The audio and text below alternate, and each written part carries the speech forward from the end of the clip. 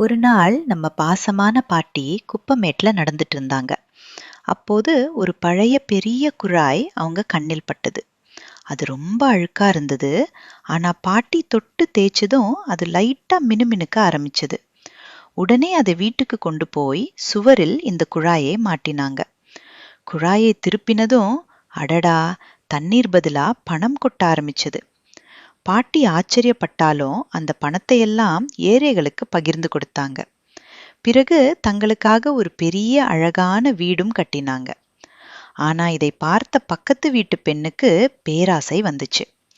பாட்டி தூங்கும் போது அந்த குழாயை திருடிட்டு போயிட்டாங்க. காலை எழுந்த பாட்டி பார்த்தா குழாய் இல்ல. அவங்க சோகமா உட்கார்ந்தாங்க. நல்ல மனசு கொண்டவங்க ஏமாறக்கூடாது. பேராசை ஒரு நாள் நிச்சயம் தண்டனை தரும். நம்ம அன்பான பாட்டிக்காக லைக் மற்றும் சப்ஸ்கிரைப் பண்ணுங்க.